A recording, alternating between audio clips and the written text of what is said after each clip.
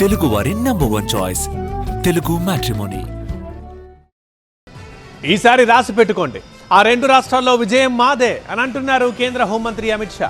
2026లో ఇన్నాళ్ళు సాధ్యం కాని ఫీట్ ని సాధించాలన్న పట్టుదలతో ఉంది భారతీయ జనతా పార్టీ.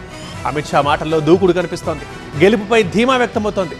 ఇంతకీ దశాబ్దాలుగా సాధ్యం కానిది వచ్చే ఏడాది ఎలా సాధించాలని కమలం పార్టీ కసరత్తు చేస్తోంది. అమిత్ షా మాటల వెనుకున్న ధైర్యం ఏంటి? ఒడిశా, హర్యానా, మహారాష్ట్ర, ఢిల్లీ ఎన్నికల విజయాలతో ఉత్సాహంగా ఉన్న కేంద్ర హోంమంత్రి అమిత్ షా వచ్చే ఏడాది తమిళనాడు, పశ్చిమ బెంగాల్లో కూడా ప్రత్యర్థులను ఓడించి బీజేపీ ప్రభుత్వాన్ని ఏర్పాటు చేస్తుందని ధీమా వ్యక్తం చేస్తున్నారు. तमिलनाडु में फिर से एक बार एनडीए की सरकार बनने जा रही है. भारतीय जनता पार्टी एआईडीएमके की सरकार बनने जा रही है. मैं रहता तो दिल्ली में हूँ, मगर मेरे कान तमिलनाडु पर लगे हुए रहते हैं. ये मुख्यमंत्री जी कहते हैं कि अमित शाह डीएमके को नहीं हरा सकते. स्टालिन साहब, आप सही कहते हो, मैं डीएमके को नहीं हरा सकता, मगर तमिलनाडु की जनता डीएमके को हरा सकती है. ఇది అమిత్ షా మాట. ప్రజల సెంటిమెంట్ ఎలా ఉంటుందో తెలిసిన వాడిగా చెబుతున్నానంటూ అమిత్ షా చెప్పడం వెనుక వ్యూహమేంటి అన్న దానిపై ఇప్పుడు రాజకీయ వర్గాల్లో చర్చ జరుగుతుంది. తమిళనాడులో ఏఐడీఎంకేతో అలయన్స్ లో ఉంది బీజేపీ. తమిళనాడు అంటే ద్రవిడ పార్టీలో తప్ప మరో పార్టీ అక్కడ గెలిచిన చరిత్ర లేదు. కానీ అమిత్ షా మాటల్లో కాన్ఫిడెన్స్ చూస్తుంటే 2026లో బ్లాక్ బస్టర్ హిట్ కొడతారన్న డిస్కషన్ మొదలైంది.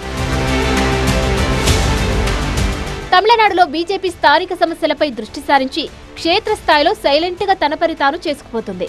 మధురై, కోయంబత్తూర్, చెన్నైలో కార్యకర్తల సమావేశాలతో సంస్థాగత నిర్మాణాన్ని బలోపేతం చేస్తోంది.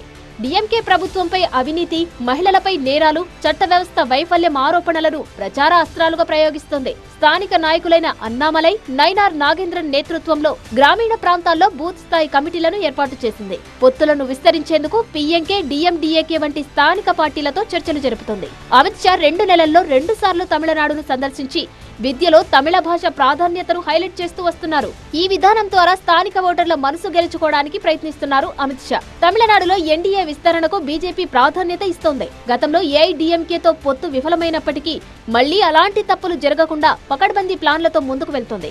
కూటమి అధికారంలోకి వస్తే పళనిస్వామికి సీఎం సీటు దక్కుతుందని అమిత్ షా ఇదివరకే ప్రకటించారు. అలాగే చిన్న పార్టీలతోనూ సంప్రదింపులు జరుపుతోంది. స్థానిక సమస్యలైన నీటి కొరత, ఉపాధి, విద్యను ప్రచారంలో ముందుంచుతోంది. ఇక పశ్చిమ బెంగాల్లో బీజేపీ, టీఎంసీ ప్రభుత్వంపై దూకుడు వ్యూహం అనుసరిస్తోంది. కోల్కతా, హౌరా, దుర్గాపూర్లో కార్యకర్తల సమావేశాలు నిర్వహిస్తూ గ్రామీణ ప్రాంతాల్లో పార్టీ బలాన్ని పెంచే ప్రయత్నం చేస్తోంది. టీఎంసీ సర్కార్ హయాంలో జరుగుతున్న హింస, అవినీతిని ఎత్తిచూపుతూ ఓటర్లలో అసంతృప్తిని రేకెత్తించే ప్రయత్నం చేస్తుంది. సువేందు అధికారి, దిలీప్ ఘోష్ నేతృత్వంలో బీజేపీ కార్యకర్తలు బూత్ స్థాయిలో ప్రచారం చేస్తున్నారు. 2021 ఎన్నికల్లో బీజేపీ 77 సీట్లు గెలిచినప్పటికీ టీఎంసీ హింస కారణంగా కార్యకర్తలు బాధపడ్డారని షా ఆరోపించారు. ఈసారి స్థానిక నాయకులను ముందుంచి మత విద్వేషాలను ఎదుర్కొనే విధంగా వ్యూహాలను సిద్ధం చేస్తోంది. హిందూ ఓటర్లను ఆకర్షించేందుకు రామ మందిరం, జాతీయవాద భావజాలాన్ని ప్రచారంలో ఉపయోగిస్తున్నారు.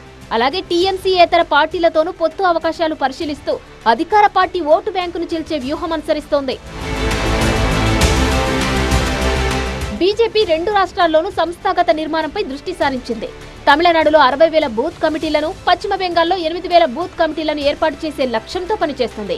యువ కార్యకర్తలకు శిక్షణ ఇస్తూ సోషల్ మీడియా ద్వారా ప్రచారాన్ని తీవ్రతరం చేస్తుంది. అమిత్ షా స్వయంగా రాష్ట్ర, జిల్లా, మండల స్థాయి నాయకులతో సమావేశాలు నిర్వహిస్తూ క్షేత్రస్థాయిలో సమన్వయం పెంచుతున్నారు. రాష్ట్రాల్లోనే అసంతృప్త ఓటర్లను గుర్తించి వారి సమస్యలను ప్రచారంలో ఎత్తి చూపే వ్యూహం అమలు చేస్తుంది. ఈ ప్రక్రియలో స్థానిక నాయకులకు స్వయం ప్రతిపత్తి ఇవ్వడం ద్వారా పార్టీ బలం పెరిగేలా కార్యాచరణ సిద్ధం చేశారు. మరి అమిత్ షా వ్యూహాలు తమిళనాడు, వెస్ట్ బెంగాల్లో విజయాలను నమోదు చేస్తాయా అన్నది చూడాలి.